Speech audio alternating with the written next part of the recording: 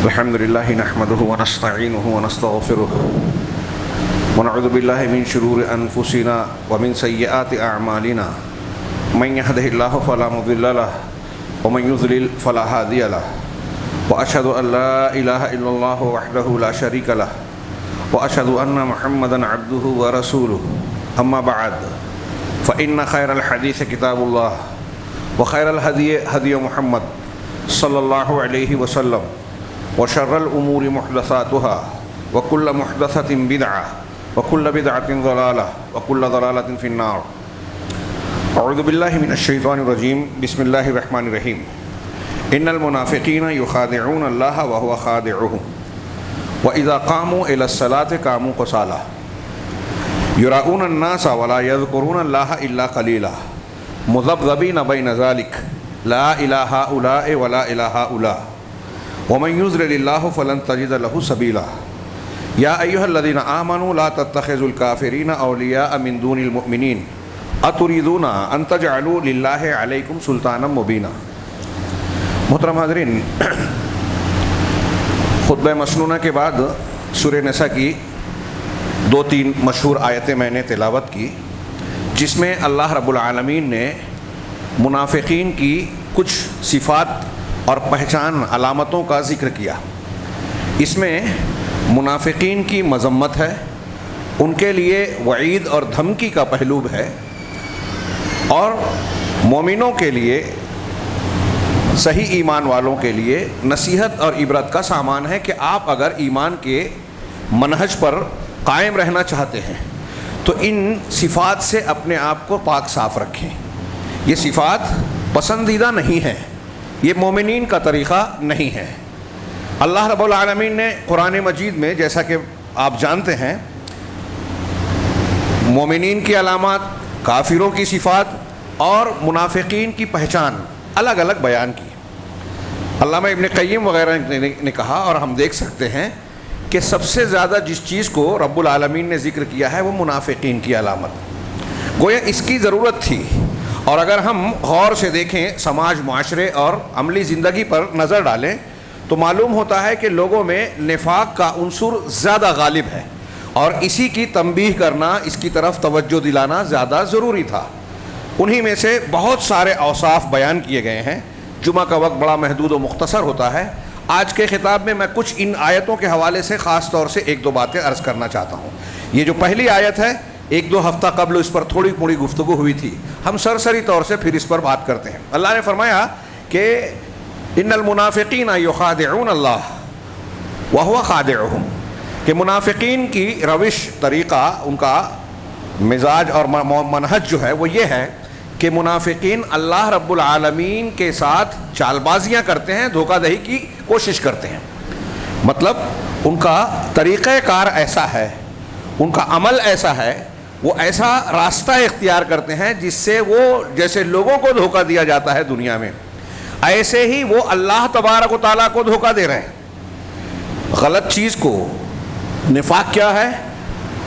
ایمان کو ظاہر کرنا کہ میں مسلمان ہوں، اور اندر سے دل میں کفر کو، شرک کو چھپائے رکھنا، ایمان کے خلاف موقف رکھنا.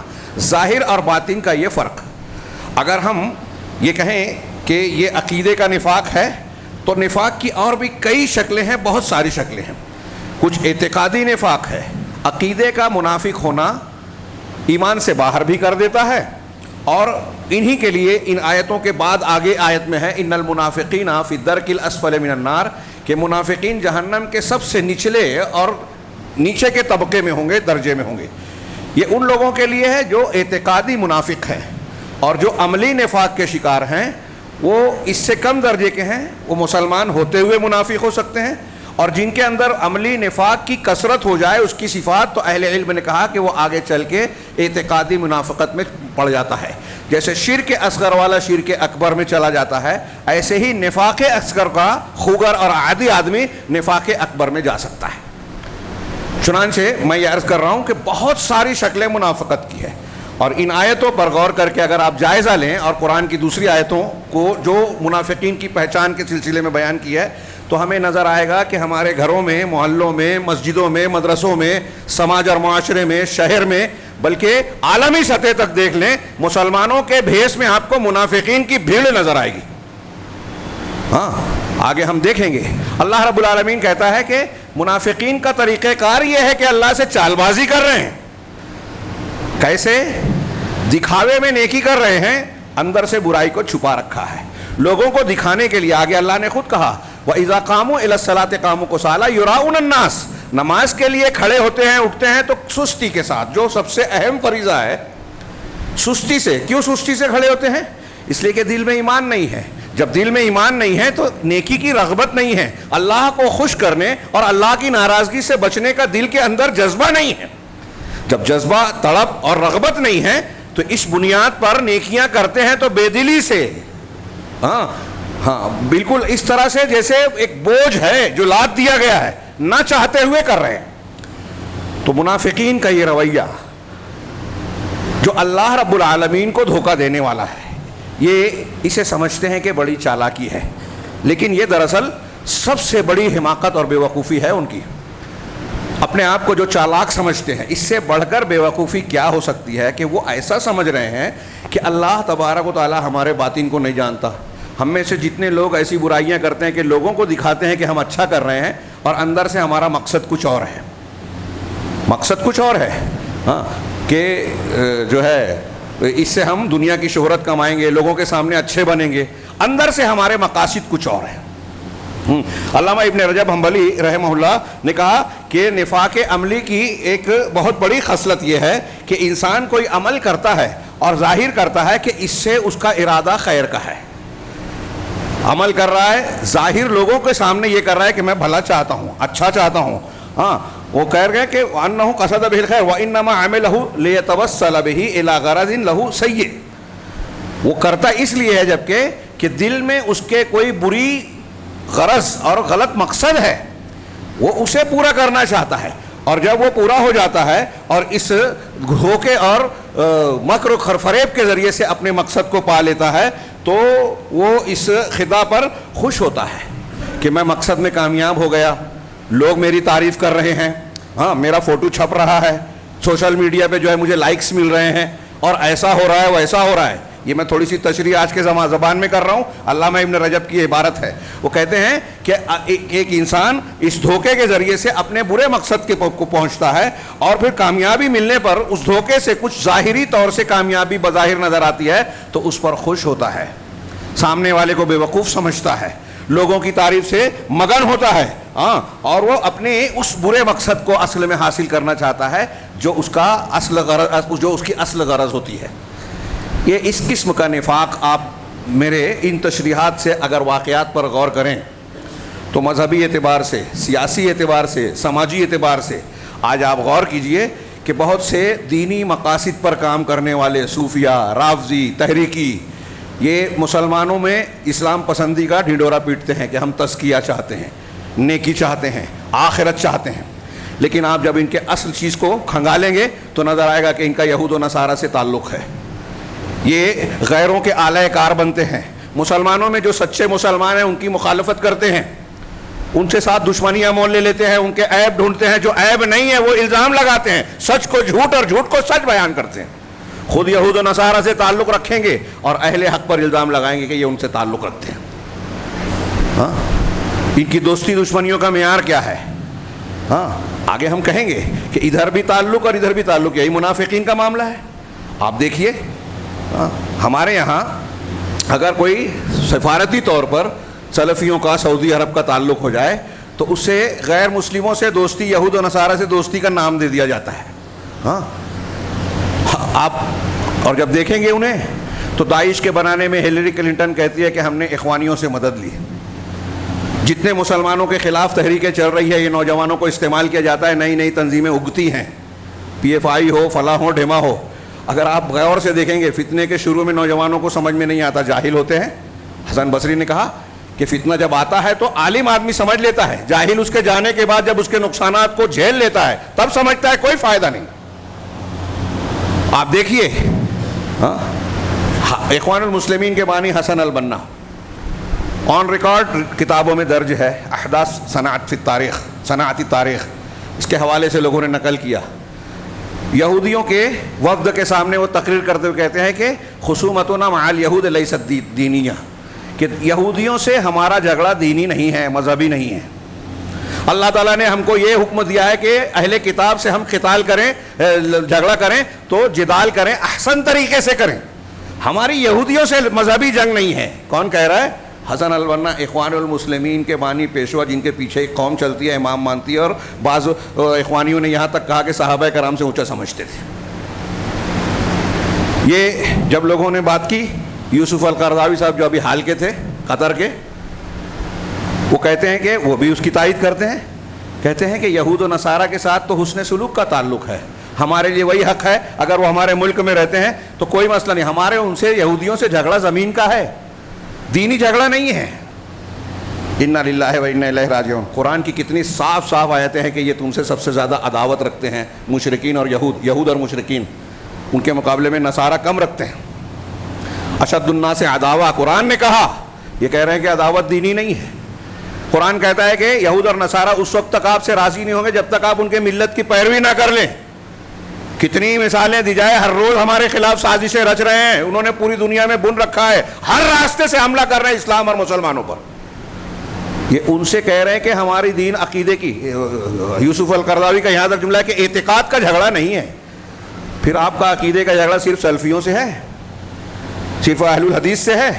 آپ دیکھیے کہ اہل الحدیث کو یہ کسی بھی معاملے میں جھوٹے الزامات لگا کے دنیا بھر کی کوسنے کی چیزیں اختیار کرتے ہیں، اور سچ ظاہر ہوتا ہے کہ ان کی بات غلط ہے تو ایک جملہ معذرت کا بھی نہیں کہتے۔ یہود کا نصارہ کا ساتھ دیتے ہیں، سارا فساد ہوتا ہے، ان کے خلاف معاملہ نہیں ہوتا، سلفیوں پر الزام لگایا جاتا ہے۔ یہ منافقین کی اور منافقت کے اعمال کا ایک نتیجہ، میں صرف ایک پہلو بتا رہا ہوں۔ ہمارے یہاں دیکھیے، ہمارے لیڈران، قائدین، سیاسی ہوں، دینی ہوں، مسلمانوں سے مسلمانوں کی قیادت اور مفادات کے تحفظ کی کوشش کا مظاہرہ کرتے ہیں اور اندر سے سودے بازی کرتے ہیں۔ میں نے اس سے پہلے تذکرہ کیا، محمود پراشا ہمارے ملک کے ایک بڑے وکیل تھے، ان کے بیانات پڑھیں تو رونگٹے کھڑے ہو جاتے ہیں۔ ہم روز خبریں پڑھ کے دیکھ رہے ہیں کہ جیسے بابری مسجد کا قضیہ ہوا، گیان واپی بھی اسی راستے پر جا رہا ہے۔ محمود پراشا نے کہا کہ یہ تیاری ہو چکی ہے، سودے بازی کی جا چکی ہے۔ اگر یہ سچ ہے تو کیا یہ منافقت نہیں ہے؟ قوم سے الگ معاملہ دوسرا، پھر اس کے بعد اس کے نتائج انتہائی بھیانک، کچھ لوگ سیاسی روٹیاں سینکیں، یہ ان کا معاملہ ہے۔ ہمارے یہاں صوفیوں کو دیکھیے، ظاہر میں تزکیہ، نیکی، قرآن حدیث، لیکن باطن میں کہتے ہیں قرآن حدیث کو دماغ سے نکال دو، قرآن حدیث میں شرک ہے، ہماری تعلیم میں توحید ہے، نعوذ باللہ من ذالک۔ ہمارے یہاں اس کے باوجود لوگ صوفیت کو مان رہے ہیں۔ یہ حذیفہ بن یمان کا ایک قول امام بخاری نے نقل کیا صحیح بخاری میں، وہ کہتے ہیں کہ ان المنافقین اليوم شر منهم على عهد النبی صلی اللہ علیہ وسلم كانوا يومئذ يسرون واليوم يجهرون۔ یہ اپنے زمانے میں ایک صحابی رسول کہہ رہے ہیں، صاحب سر رسول، فتنوں کے جانکار صحابی تھے یہ۔ حذیفہ بن یمان کہتے ہیں کہ منافقین جو ہیں، آج کے منافقین اپنے دور میں کہہ رہے ہیں، نبی صلی اللہ علیہ وسلم کے دور کے مقابلے میں زیادہ برے ہیں۔ حضرت حذیفہ کہہ رہے ہیں کہ اللہ کے نبی جناب محمد رسول اللہ صلی اللہ علیہ وسلم کے زمانے میں جو منافقین تھے نا، اس کے مقابلے میں آج کے دور کے منافقین زیادہ برے ہیں۔ کیوں؟ اس لیے کہ اس زمانے کے منافقین چوری چھپے رہتے تھے، اپنے نفاق کو چھپاتے تھے، اور آج کھلے عام کرتے ہیں۔ یہ صحیح بخاری میں امام بخاری نے نقل کیا ہے۔ اب یہاں میں آج کہوں گا امام حضرت حذیفہ نے تو یہ کہا تھا، آج کا دیکھ لیتے حال تو کیا بولتے، وہ چھپاتے کیا۔ یہاں ہمارے عوام میں اتنی جہالت ہے، اتنے جاہل ہیں لوگ عقیدے سے، ایمان سے، دین کی بنیادی تعلیمات سے، کہ ایک آدمی اگر شرک کی تبلیغ کرتا ہے لوگ اس کے پیچھے بھاگ رہے ہیں۔ گمراہی اور ضلالت کے دعات جہنم کی طرف بلانے والے قدم قدم پر پائے جاتے ہیں۔ بہت ذمہ داری سے کہہ رہا ہوں اور پوری احساس کے ساتھ کہہ رہا ہوں، ہمارے درمیان دعوت و تبلیغ کا کام کرنے والے، گمراہی کے دعوت دینے والے موجود ہیں، لوگ ان کے پیچھے مرے جا رہے ہیں، سمجھتے ہیں دین کا کام کر رہے ہیں، دین بگاڑ رہے ہیں، شرک اور توحید معلوم نہیں ہے، دعوت دے رہے ہیں، صحیح اور ضعیف حدیث کی پرکھ نہیں ہے، حدیثیں بیان کر رہے ہیں، ایسے واقعات الٹے سیدھے بیان کرتے ہیں جو قرآن اور قرآنی تعلیمات کے صریح خلاف ہیں۔ میں اکثر کہتا ہوں کہ جو شرک اللہ تعالیٰ نے قوم نوح کا شرک کہا، ہاں مکہ کے کفار کے شرک کہا، ان کو آج ہمارے یہاں قرآن حدیث سے لوگ ثابت کرنے کی کوشش کرتے ہیں کہ یہ دین کا عمل ہے۔ قبر پہ جا کے چڑھاوے چڑھاؤ، نظر و نیاز کرو غیر اللہ کے نام کی، طواف کرو، بوسا دو، ہاں، اور ان کو حاجت روا مشکل کشا سمجھا جائے. کھلے عام ہمارے یہاں نماز لوگ چھوڑتے ہیں. نماز مسلمان کہہ رہا ہے. یہاں دیکھ رہے ہیں کہ منافقین کے بارے میں اللہ کہہ رہا ہے کہ سستی سے نماز کے لیے جاتے ہیں. وہ بھی نماز پڑھتے تھے, ہم بغیر نماز پڑھے مسلمان ہیں. کیسے مسلمان ہیں؟ حنبلی مسلک کے مطابق سعودی عرب میں نفاذ ہے, ایک آدمی اگر بے نمازی ہے تو اس کا جنازہ نہیں پڑھنا, مسلمانوں کے قبرستان میں دفن نہیں کیا جائے گا, مسلمان ماں باپ کے قبر کی وراثت میں حق نہیں پائے گا اگر وہ زندہ ہے اور ماں باپ مر گئے. مسلمان عورت ہے تو اس کو طلاق لے لینا چاہیے. یہ نمک آٹے دال پہ نہیں, بے نمازی ہونے پہ طلاق لینا چاہیے, روکنا نہیں چاہیے. وہاں عمل ہے, پتہ چل جائے کہ یہ نماز نہیں پڑھتا تھا, قبرستان میں دفن نہیں ہونے دیا جاتا. جو نماز نہیں پڑھتا اس کے مسلمان ہونے کا, اس میں اختلاف ہے, الگ بات ہے. مسلمان ہونے کا تصور نہیں تھا. اس لیے منافقین بھی صحابہ کے معاشرے میں جو منافق تھے عقیدے کے, جو جہنم میں جانے والے تھے, وہ بھی نماز پڑھتے تھے. ہمارے یہاں مسلمان آدمی ہے, بیٹھ کر علماء پر تنقید کریں گے, کیڑے نکالیں گے, ہاں حالات معلوم نہیں ہیں, گہرائیاں معلوم نہیں ہیں, ہاں مختلف مسائل میں اپنی رائے دیں گے, فتوے دیں گے, اور علماء ذمہ داران جو مخلص ہیں ان کی ٹانگ کھینچیں گے, ان کی عزتوں کو اچھالیں گے, اور اپنی باطن کو, خباثت کو, وہ فلاں بہت برے ہیں, آپ کتنے اچھے ہیں. اکثر لوگ کہتے ہیں ہماری جماعت کام نہیں کرتی. میں نے شاید اس سے پہلے بھی کہا ہو, تو ان لوگوں کو اب یہ نہیں کہنا چاہیے, کہنا چاہیے کہ میں بہت نالائق ہوں, میں کام نہیں کرتا. کیونکہ آپ کون ہیں؟ آپ ہماری بول رہے جماعت کا حصہ ہے نا. جماعت ایک آدمی کا نام ہے, صدر ہے, سیکریٹری ہے, خازن ہے, وہ جماعت ہے کیا؟ آپ میں سب ملیں گے تب جماعت ہوتی ہے. تو اب آئندہ سے یہ نہ کہیے کہ جماعت کام نہیں کرتی, یہ کہیے کہ میں کام نہیں کرتا, میں بہت نالائق ہوں, دین سے دور ہوں, غلط ہوں. اپنے آپ کو کہو, پھر چلے گا. اور آپ نے اپنے آپ کو جب کہنے لگیں گے تو شاید اصلاح ہو جائے. یہ دوسروں کو کہہ کے اپنے آپ کو اچھا بتاتے ہیں لوگ, یہ منافقین ہیں. منافقت کی صفات ہیں. بیٹھے بیٹھے اگر پیسہ زیادہ خرچ کیا تو کہہ رہے دکھاوا کر رہا ہے, کم خرچ کیا تو کہا اس سے کیا ہوگا. مسلمان جب چندہ دے رہے تھے جنگ کے ٹائم, غزوہ تبوک کے ٹائم, سورہ توبہ میں نقل کیا, ہاں جن لوگوں نے زیادہ پیسہ دیا کہا یہ ریاکاری کر رہے ہیں. جو بیچارے رات بھر محنت مزدوری کر کے تھوڑی سی کھجور لا کے دیے, کہا اس سے کیسا رو کس طرح کا, اس سے جنگ لڑیں گے, کیا فائدہ ہوگا. دونوں میں کیڑے نکالنا, یہی منافقین کی علامت. آج ہمارے یہاں یہ بہت عام بات ہے. 100 میں 10 میں سے 11 میں یہ صفت پائی جائے گی. 9 بولو تو سب اپنے آپ کو وہی ایک سمجھتے ہیں کہ میں نہیں ہوں. سارے لوگوں میں یہ پائی جاتی ہے یہ منافقت. تو میں نے چھوٹے سے لے کے آخر تک کہا, ہاں سماج اور معاشرے میں ہم دیکھیں قدم قدم پر ہم نفاق کا شکار ہیں. کل درس میں بات آئی تھی تو میں نے اسی سے یہ عنوان طے کر لیا کہ ہمارے یہاں کچھ لوگ منافقت اختیار کرتے ہیں اور اسے غیر جانبداری کا نام دیتے ہیں. ہاں حق اور باطل میں غیر جانبداری, ایک حق ہے ایک باطل ہے. جہاں ذاتی جھگڑا ہے وراثت کا وہاں الگ سمجھ میں آتی ہے بات, لیکن دین کے نام پہ حق اور باطل. اور یہ سوچ لیجئے جو میں بیان کر رہا ہوں یہ چھوٹا موٹا مسئلہ نہیں ہے, دین کے کئی اصولوں سے جڑا ہوا ہے, کئی اصولوں سے. ہاں ولا اور برا عقیدہ توحید کا سب سے بنیادی دستہ, اور تقوع الایمان حدیث میں کہا گیا ایمان کا سب سے مضبوط دستہ. الحب فی اللہ والبغض فی اللہ, اللہ کے لیے محبت, اللہ کے لیے نفرت. یہ عقیدے اور توحید سے تعلق رکھتا ہے. آپ کی توحید ہے تو آپ نیکی اور نیک لوگوں سے تعلق رکھیں گے, محبت رکھیں گے, ہمدردی رکھیں گے, ساتھ دیں گے. آپ کا عقیدہ توحید صحیح نہیں ہے تو آپ کافروں کا, مشرکوں کا, منافقین کا, اسلام کے مخالفین کا, ظالموں کا ساتھ دیں گے. جو غلط کر رہا ہے آپ اس کی ہمدردی رکھیں گے, جو صحیح کر رہا ہے اس کا کیڑا نکالیں گے. ہمارے سماج میں دیکھیے, ہاں یہاں بڑا جتھا ہے, طاقتور ہے, تو جانتے ہوئے غلط ہے خاموشی اختیار کر, ہم غیر جانبدار ہیں. اور کمزوروں کو آگے کہتے ہیں کہ ہم غیر جانبدار ہیں, ان سے نہیں کہتے, مضبوط لوگوں سے. ہاں جو طاقتور سماج میں معاشرے میں نظر آتا ہے اس سے نہیں کہتے کہ میں غیر جانبدار ہوں, کمزوروں سے کہتے ہیں. کیوں یہ کمزوروں سے کیوں کہتے ہیں؟ اس لیے کہ آپ کا ہم ساتھ نہیں دے سکتے, ان کے خلاف نہیں جا سکتے, یہ کہنا چاہتے ہیں. یہ نہیں کہتے کہ میں بزدل ہوں, یہ نہیں کہتے کہ میں حق کو حق اور باطل کو باطل نہیں کہہ سکتا, میرے اندر جرأت نہیں ہے. تو اس کو غیر جانبداری کا غلاف چڑھاتے ہیں اس پر, وہ منافقت ہے. یا تو حق ہے یا باطل ہے, بیچ کا راستہ کہاں ہے؟ اللہ کا گروہ, شیطان کا گروہ. کافر اور مشرک میں مومن اور ایمان والوں کے اور کافروں کے بیچ میں ہم یہ کہیں گے. میں دونوں باتیں ساتھ ساتھ پیش کر رہا ہوں, عقیدے کا نفاق, عمل کا نفاق, دونوں چیزیں سامنے رہے. ہمارے یہاں معاشرے میں آپ دیکھیں کہ یہ دو رنگی آپ کو قدم قدم پر نظر آئے گی. یہ جو لوگ دو رنگی اختیار کرتے ہیں وہ بھی صحیح آپ بھی صحیح، میرا ان سے بھی تعلق اور ان سے بھی تعلق، دونوں ہاتھ میں لڈو، ہاں یہ عقل مندی نہیں ہے. آپ ایسا کر کے سمجھتے ہیں کہ آپ کا نفاق رائج ہو جائے گا. آپ ایسا سمجھتے ہیں کہ جیسے لوگ آپ کے باطن کو نہیں سمجھتے، اللہ بھی نہیں جانتا، اللہ کا ڈر نہیں ہے. تو اللہ اسی کو کہہ رہا ہے کہ یہ روش اختیار ایسی کیے ہوئے ہیں کہ اللہ کو دھوکہ دے رہے ہیں، اللہ کو دھوکہ دے رہے ہیں. وَهُوَ خَادِعُهُمْ، جبکہ ان کے دھوکے کا جواب اللہ دینے والا ہے. حقیقت میں یہ خود دھوکہ کھانے والے ہیں اللہ کی طرف سے. یعنی ان کے دھوکے کا، مکر اور فریب کا نتیجہ خود انہی پر لوٹے گا. آپ دیکھیے کہ دنیا میں جتنے منافقین ہیں نا، نہ وہ ادھر رہ پاتے ہیں عزت والے، نہ ادھر. اور جو اصولی ہوتا ہے نا، دشمن بھی مانتا ہے کہ وہ میرا دشمن ہے لیکن ہے کھرا، پکا، اصول کا پکا.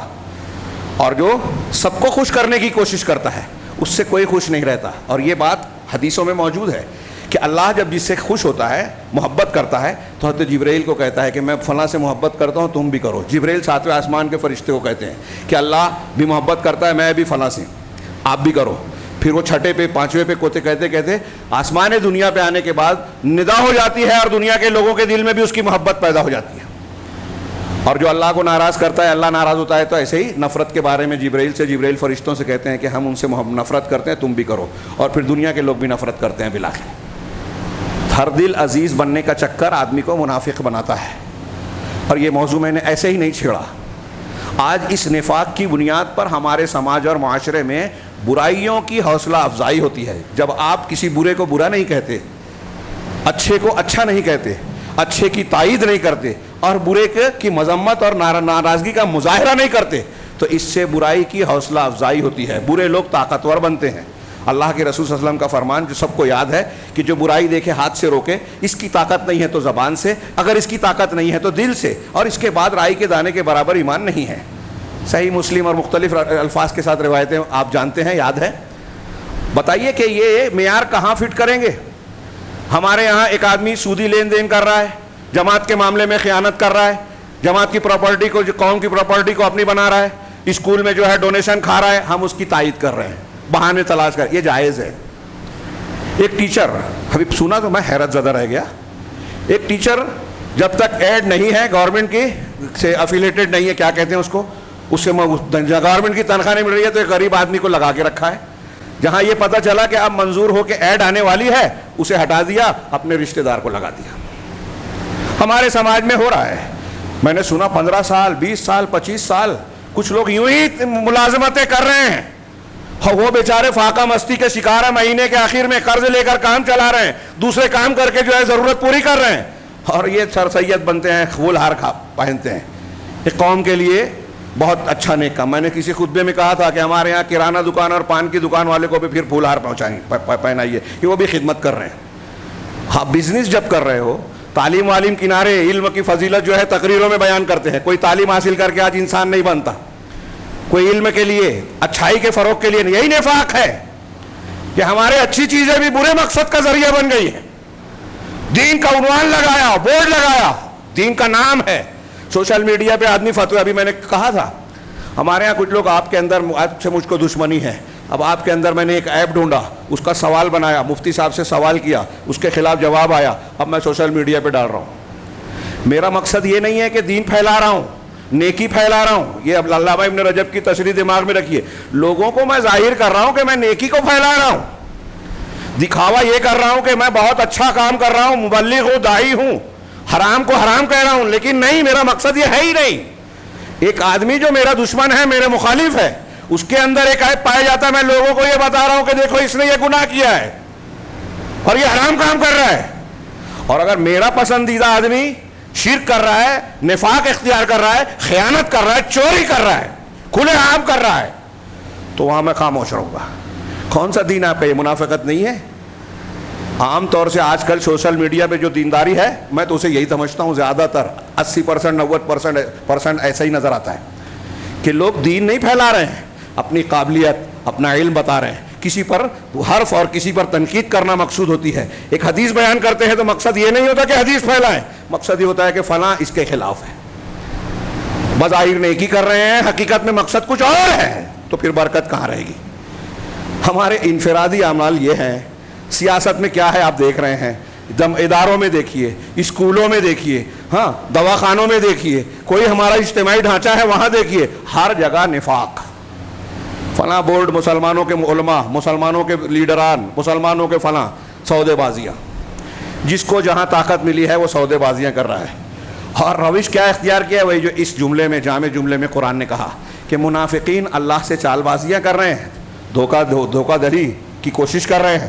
وہ خادعہم, جبکہ اللہ خود انہیں اس دھوکے کا بدلہ دینے والا ہے. ہاں وَإِذَا قَامُوا إِلَى الصَّلَاةِ قَامُوا كُسَالَىٰ, نماز کے لیے اٹھتے ہیں نا تو سست روی سے. ہاں میں نے ابھی اس کی تھوڑی سی تشریح کی, وقت زیادہ ہو رہا ہے اس لیے آگے بڑھتے ہیں کہ نماز کے لیے مطلب کوئی ایمان والا, اس کے الٹ ہے. یہ منافقین کی صفات ہیں. یہاں جتنی صفات منافقین کے, اس کے الٹ سمجھ لیجئے کہ مومنین کی ہے, کہ مومنین اللہ کو دھوکہ نہیں دیتے, سچے ہوتے ہیں اپنی باتوں میں, اپنے موقف میں, ان کا موقف واضح ہوتا ہے. یہ توحید ہے, ہم اس پر جمے ہوئے ہیں, حالات کیسے بھی آ جائیں. ہاں سیدنا ابراہیم ہو, ہاں دیکھیے پوری قوم مخالف ہے, آگ میں ڈال رہی ہے, کم جمے ہیں, حسبنا اللہ و نعم الوکیل, اللہ ہمارے لیے کافی ہے, بہترین کارساز ہے. ہم اللہ کو کافی مانتے ہی نہیں ہیں. ہاں فلاں ناراض ہو جائیں گے تو ہمارا حقہ پانی بند ہو جائے گا, ہماری نوکری چلی جائے گی, ہم کو تنگ کیا جائے گا, ہم کو یہ کیا جائے گا, ہم کو وہ کیا جائے گا, ہم کو دنیا کے اندر سے, اللہ کو چھوڑ کر سب سے ڈرتے ہیں ہم, اور نتیجے میں ڈرایا جا رہا ہے. ہاں جب آپ کسی کے ساتھ, اپنے ماتحتوں کے ساتھ ظلم کر رہے ہو, ان کا حق مار رہے ہو, غریب آتا ہے تو آپ جو ہے اس کی جیب کاٹ لیتے ہو, غریب آ رہا ہے تو KG کے نام پر تعلیم کی وہ کر رہے ہو, تعلیم کو فروغ دینے کا ڈھنڈورا پیٹ رہے ہو کہ میں نیکی کر رہا ہوں, اور بغیر فیس کے کسی غریب کا داخلہ نہیں کرتے, کسی مستحق کو جو ہے نوکری نہیں دیتے بغیر ڈونیشن کے. ہاں آپ کے یہاں جو کام کر رہا ہے اس کے ساتھ ظلم کرتے ہو کہ جب ایڈ مل رہی ہے تو اسے نکال کے پھینک دیا کہ یہ اتنا لاکھ دے نہیں سکتا. جب آپ کا یہ رویہ ہے تو جن کی طاقت ہے وہ ہمارے شہروں کا نام بدل رہے ہیں, ہمارے لیے قانون بنا رہے ہیں, ہماری شہریت پر سوال اٹھا رہے ہیں, مسلمانوں کے لیے عرصہ حیات تنگ کر رہے ہیں, تو آپ شکوہ کیوں کرتے ہو؟ وہ ہماری مسجد کو مندر بنا رہے ہیں تو آپ کیوں شکوہ کرتے ہو؟ آپ کی جہاں طاقت ہے آپ یہی ظلم کر رہے ہو, ان کی جہاں طاقت ہے وہ کر رہے ہیں. یہ اللہ رب العالمین کا قانون ہے. کذالک نولی بعض الظالمین بعضا بما کانوا یکسبون, ایسے ہی ہم بعض ظالموں پر بعض کو مسلط کرتے ہیں ان کی کارستانی اور کرتوتوں کے نتیجے میں. ہم اپنوں سے نیچے پر ظلم کریں گے, ہمارے اوپر اللہ تعالیٰ بڑا ظالم بٹھائے گا, اور وہی ہو رہا ہے. کوئی شک نہیں ہے, نکال دیجئے دماغ سے کہ ہم دھوکہ دے رہے ہیں, بہت چالاک ہے, ہم سے بڑا بے وقوف کوئی نہیں ہے. آج ہم دیکھیں مسلمانوں میں, اور مسلمانوں میں ہم جن کو سمجھتے ہیں قرآن حدیث بہت جانتے ہیں, یہ انتہائی جہالت اور سطحیت والے معاملات, ظاہری چیزوں کو دیکھ کر فریفتہ ہو جانا, گہرائی میں نہ جانا, دین اور عقیدے کی بنیاد کو نہ سمجھنا, یہود و نصارہ کی خبروں کے پیچھے بھاگنے لگنا, ایک مسلمان کا عام خاصہ بن گیا ہے. یہ ہماری جہالت ہے, سطحیت ہے, گہرائی اور عقیدے کا نہ ہونا ہے, اور پھر اسی کا نتیجہ باہر نکل رہا ہے کہ ہماری بچیاں مرتد ہو جا رہی ہیں. ناقابل فہم ہے کہ کوئی سچا مسلمان اس طرح کافر بن جائے, ہو ہی نہیں سکتا. ہو رہے ہیں, اس کا مطلب مسلمان ہی نہیں ہے سچے. ہم نے تربیت ہی نہیں کی, عقیدے کی تعلیم دی ہی نہیں, ہم جس کو حقیر سمجھتے ہیں, ڈاکٹر, انجینئر, سائنٹسٹ اور فلاں بڑا ہمارے نزدیک ہے, بہت اونچے IPS کر لیا, اخبار میں آ رہا ہے, فوٹو چھپ رہا ہے, پھل ہار ہو رہا ہے, عالم بنا, حافظ بنا, مسجد میں تھوڑا سا پیسہ زیادہ دیا تو سیٹھ صاحب کو درد ہونے لگا, رہے اتنا پیسہ دے دیا, 2 ویلر خرید لیا مولوی صاحب نے, امام صاحب نے, ان کو ڈھنگ کی لڑکی نہیں ملے گی رشتے کے لیے. کیوں؟ اس لیے کہ وہ جو ہے ہمارے نزدیک وہ حقیر ہے, جو سب سے قیمتی چیز ہے. تو اللہ کا دین جب ہمارے نزدیک کمتر ہے, اس کی کتاب کمتر ہے, تو ہم اللہ کے نزدیک کیوں عزت والے بنیں گے؟ دکھاوا کرتے ہیں کہ دین ہمارے نزدیک پہلی ترجیح ہے. جی نہیں, دین آخری ترجیح ہے. ہم دین کو دکھاوے کے طور پر, بورڈ کے طور پر استعمال, سارے کام دنیا داری کے. شاید میں کہہ نہیں پا رہا ہوں تفصیل سے, اس لیے کہ وقت کی قلت جو ہے وہ ایک دباؤ بناتی ہے کہ میں کیا کیا پیش کروں. ہمارا سماج, معاشرہ, زندگی کا ایک ایک پہلو دیکھ لیجئے, دنیا داری کے رنگ میں رنگا ہوا ہے, لیکن ہم منافقت کرتے ہیں, اپنی دنیا داری کی تسکین دین کے نام پر کرتے ہیں. یہی منافقت ہے. جو منافقت نہیں تھی, صحابہ کرام اسے بھی منافقت سمجھ لیتے تھے. نافقہ حنظلہ, ہاں کہ اللہ کے رسول آپ کے پاس ہوتے ہیں تو الگ کیفیت ہوتی ہے, جنت جہنم کا ذکر ہوتا ہے تو الگ کیفیت ہوتی ہے, گھر باہر کاروبار میں ہوتے ہیں تو الگ کیفیت ہوتی ہے. یہاں الگ اور وہاں الگ, یہی تو منافقت ہے. ایک صحابی نے سمجھا تو اللہ کے رسول نے بتایا کہ یہ فطری تلون ہے, انسان کے حالات کے اعتبار سے مزاج میں فرق پڑتا ہے, جہاں جس ماحول میں رہتا ہے اس کے کچھ اثرات ہوتے ہیں. یہ منافقت نہیں ہے جو گناہ ہے. منافقت تو ہمارے عمل اور عقیدے کی ہوتی ہے، جو ہم اعمال اور مزاج کے اعتبار سے، اور اگر آج کا جائزہ لیں تو ہمیں یہی غالب نظر آئے گی. ہاں آگے دیکھیے اللہ تعالیٰ نے کہا کہ یہ جب نماز کے لیے کھڑے ہوتے ہیں تو سست روی سے. اللہ کے رسول نے فرمایا منافقین پر عشاء اور فجر سب سے زیادہ بھاری ہے. وَلَا يَذْكُرُونَ اللَّهَ إِلَّا قَلِيلًا، اور اللہ کا ذکر نہیں کرتے. جب اللہ کا ڈر نہیں ہے، لوگوں کو دکھانا چاہتے ہیں، اللہ کو کے لیے کام کرنا نہیں چاہتے، تو پھر اللہ کا ذکر کیوں کریں گے؟ ان کے دل میں تو میں رہتا ہے، میرا گھر، میرا نام، میری شخصیت، میرا فائدہ. ہاں جہاں فائدہ نظر آیا وہاں اس کے ہو گئے مذبذبین بین ذالک. آگے اللہ نے کہا، اور میں اسی پر زیادہ کہنا چاہتا تھا لیکن اب وقت نہیں بچا، مذبذبین بین ذالک لا الہ ہؤلاء ولا الہ ہؤلاء. یہ دونوں کے بیچ میں ڈگمگاتے رہتے ہیں، یعنی مسلمانوں کے بیچ، کافروں کے بیچ، یا ایمان کے بیچ اور کفر کے بیچ معلق رہتے ہیں، ڈرا رہتے ہیں، شک شبہ میں مبتلا رہتے ہیں. مذبذبین کہ ان دونوں کے بیچ میں معلق رہتے ہیں، ڈگمگائے رہتے ہیں. لا الہ ہؤلاء ولا الہ ہؤلاء، نہ پوری طرح سے ان کی طرف ہوتے ہیں، نہ پوری طرح سے ان کی طرف ہوتے ہیں، نہ کفر اور کافروں کی طرف ہے، نہ مسلمان اور ایمان کی طرف ہے. ظاہر میں مسلمانوں کے ساتھ ہیں، باطن میں کافروں کے ساتھ ہے. پورے دونوں کے ساتھ نہیں ہے، ظاہراً و باطناً. یہ قرآن نے کہا. اس کی تشریح میں دو حدیثیں، ہاں ایک بخاری کی ہے، اللہ کے رسول صلی اللہ علیہ وسلم نے فرمایا کہ ان شر الناس، ہاں ذو الوجہین، ہاں ان شر الناس یوم القیامہ غالباً ہے کہ قیامت کے دن یا لوگوں میں سب سے زیادہ برا انسان اللہ کے نزدیک کون ہوگا؟ ذو الوجہین، دو چہرے والا.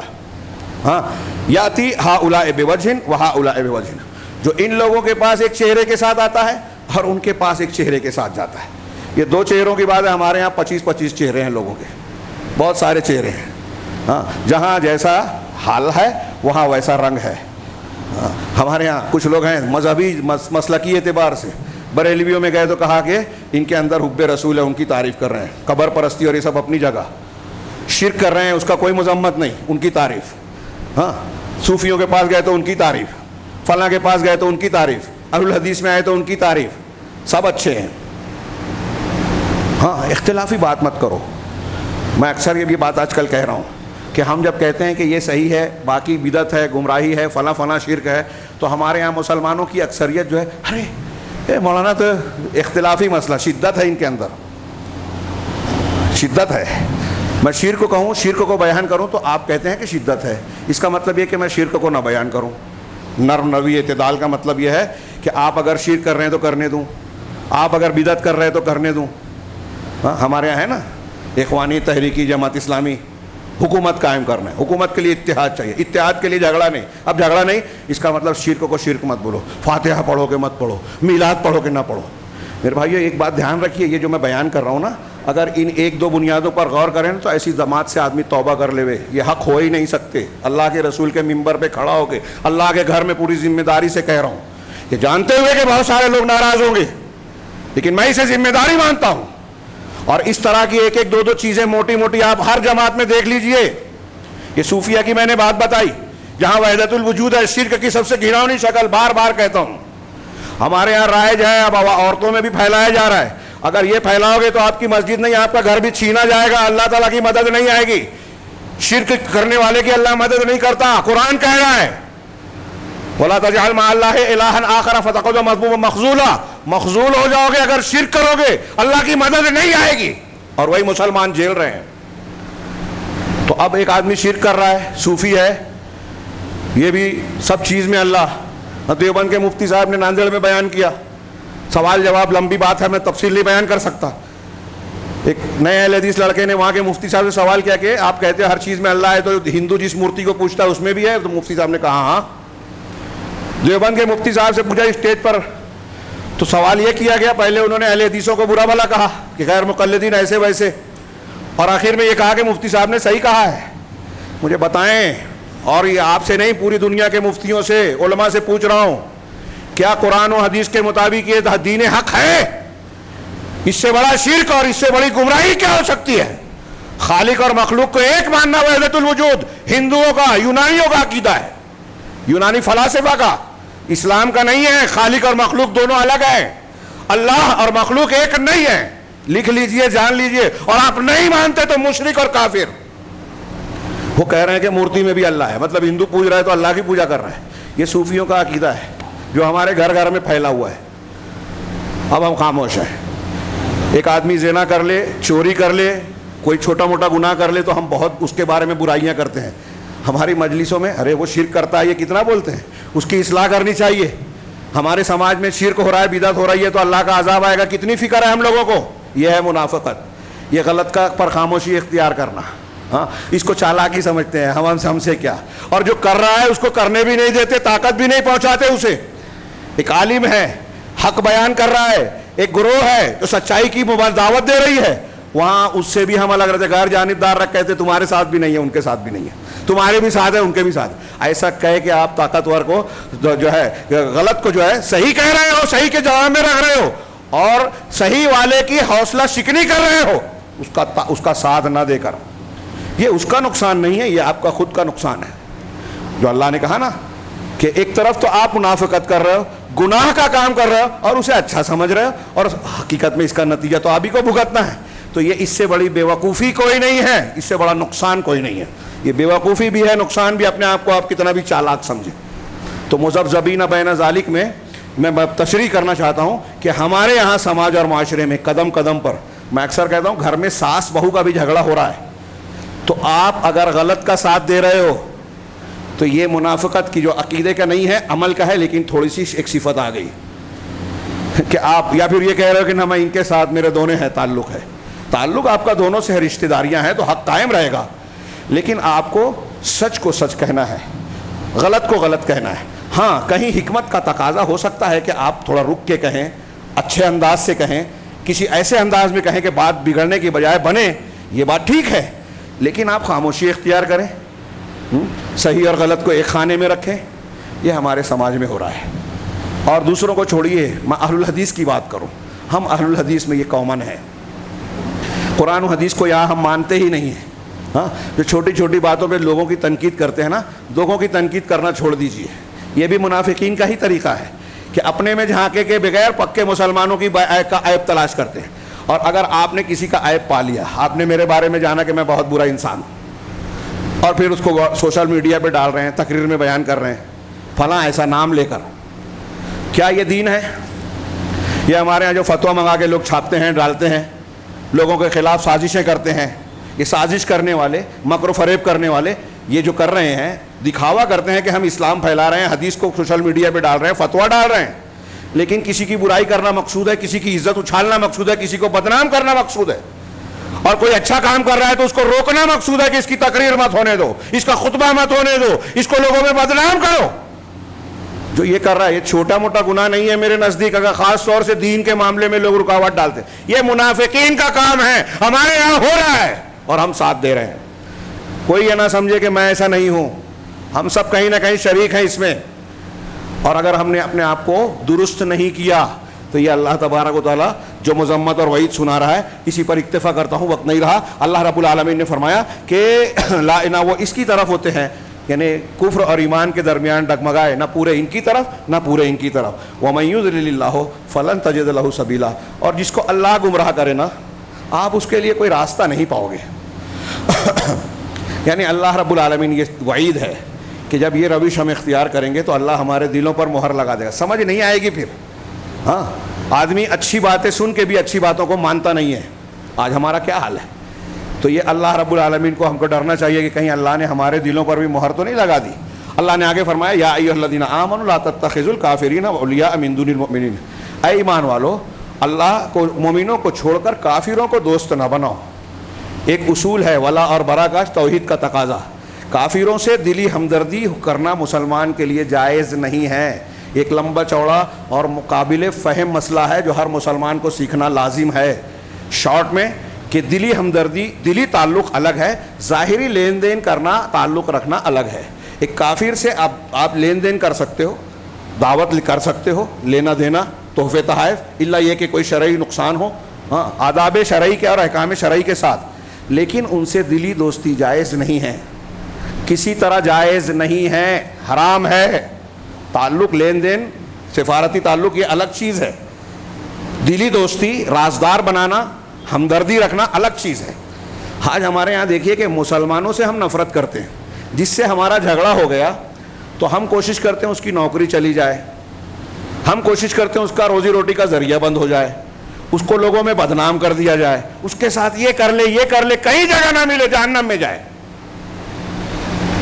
اور اگر کوئی کافر آ گیا, پولیس والا آ گیا, سلام صاحب. یہ ہمارے چھوٹے سے لے کے بڑوں تک کا مزاج آپ کو نظر آئے گا. ہاں, دنیاوی بنیاد پر ہماری معاملات ہو رہے ہیں, دین کی بنیاد پر نہیں. ایک کافر منافق جو ادھر اور ادھر جاتا ہے نا, اس کے ایک جملے میں یہ کہنا چاہیے کہ اس کے یہاں اصول نہیں ہے, بنیاد نہیں ہے, معیار نہیں ہے کہ کیوں دوستی کی جائے, کیوں دشمنی کی جائے, کس بنیاد پہ.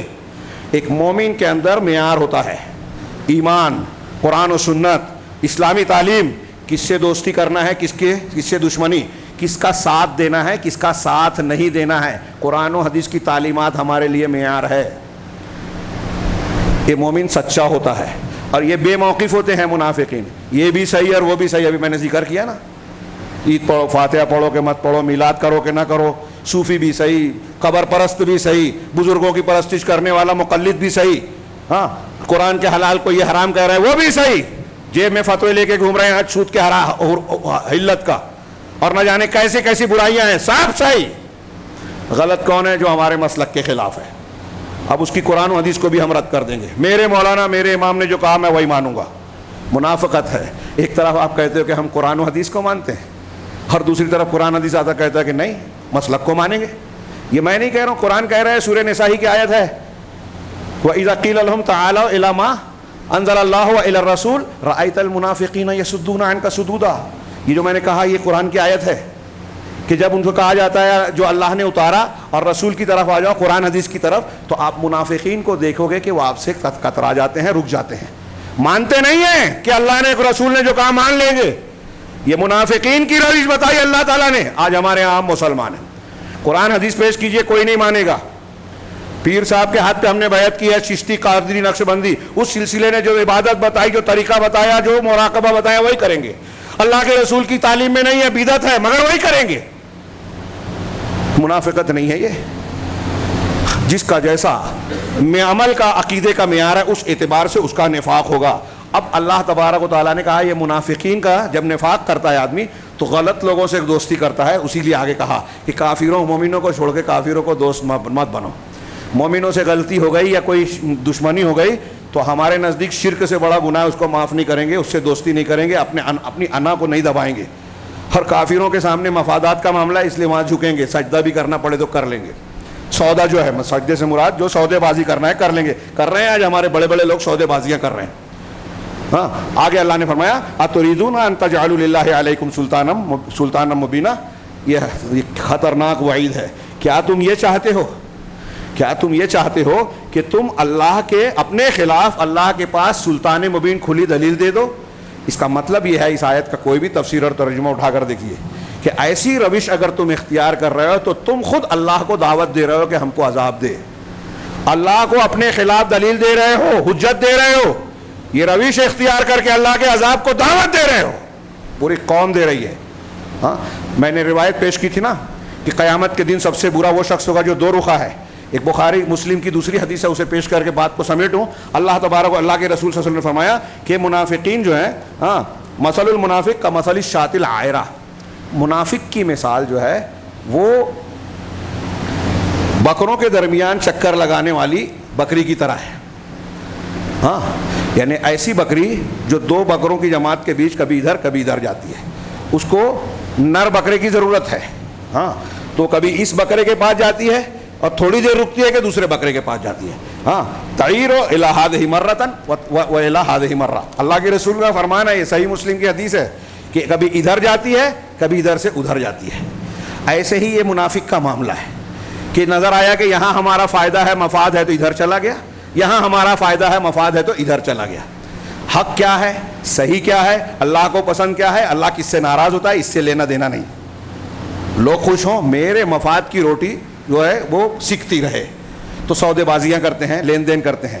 اسی پر اللہ تعالیٰ کہہ رہا ہے کہ کیا تم یہ چاہتے ہو کہ اپنے خلاف اللہ کو سلطان دلیل دے دو, اور پھر آگے بھی آیت میں پیش کرنا چاہتا تھا کہ اس کے بعد جو لوگ توبہ اصلاح کر لیتے ہیں تو وہ مومنین میں شمار ہوں گے، اور اللہ نے مومنین کے لیے اجر عظیم جو ہے اکٹھا کر رکھا ہے۔ اسی طریقے سے علامہ ابن قیم نے یہ کہا ہے، جس کا موقع نہیں ہے پیش کرنے کا، کہ مداہنت، جو لوگ برائی کے ساتھ مداہنت، نرمی اور چاپلوسی اختیار کرتے ہیں، یہ بھی منافقین میں سے ہی ہیں۔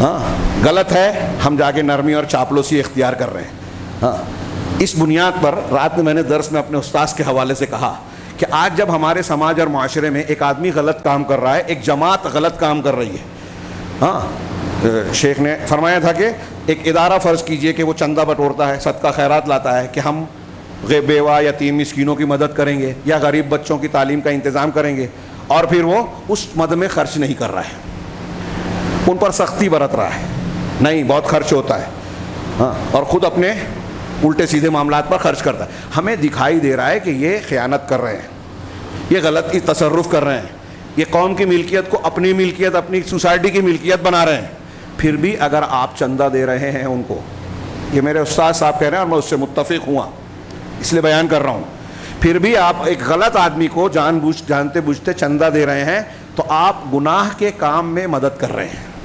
میں نے ابھی کہا تھا نا کہ اس کا تعلق دین کے کئی اصولوں سے ہے، تو ایک اصول ہمارے یہاں یہ بھی ہے جو قرآن کی آیت میں کہا اللہ نے کہ تعاونوا علی البر والتقوی ولا تعاونوا علی الاثم والعدوان، نیکی اور تقوی کے کام پر ایک دوسرے کی مدد کرو، گناہ اور سرکشی کے کام پر نہیں۔ اب آپ دیکھ رہے ہو کہ ایک آدمی گناہ کر رہا ہے، ایک جماعت گناہ کر رہی ہے، اور آپ اس کو چندہ دے رہے ہو، اس کا ساتھ دے رہے ہو، تو آپ گناہ میں شریک ہو رہے ہیں، گناہ میں شریک ہو رہے ہیں۔ یہ میں نہیں کہہ رہا، امام احمد بن حنبل کا فتویٰ ہے، علامہ ابن قیم نے لکھا ہے، دوسرے لوگوں نے لکھا ہے کہ جب آپ اس کو چندہ دے رہے ہو تو آپ گناہ میں شریک ہو رہے ہیں، آپ خود گنہگار بن رہے ہیں گناہ میں شریک ہو کر۔ اور اگر ہم اس طرح کی روش اختیار کی ہیں تو میرے بھائیوں، یہاں کسی پر، اللہ گواہ ہے، کسی ایک خاص شخص پر، گروہ پر میں تنقید نہیں کر رہا ہوں، میں اپنے آپ کو شامل مانتا ہوں۔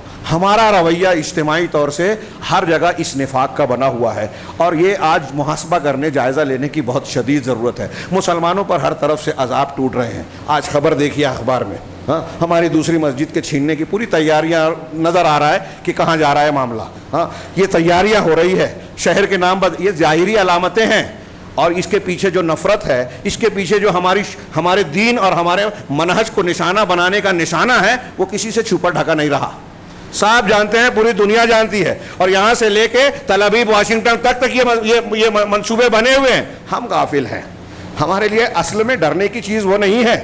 خارجی دشمن ہم پر اس وقت غالب آئے گا جب ہم اپنے آپ سے شکست کھا جائیں گے، اپنے اندر سے اپنے دشمن کو نہیں ماریں گے، اپنے نفس کو، اپنے اندر شیطان کے بہکاوے پر قابو نہیں پائیں گے، تو کوئی بھی خارجی دشمن ہم کو مغلوب کرے گا۔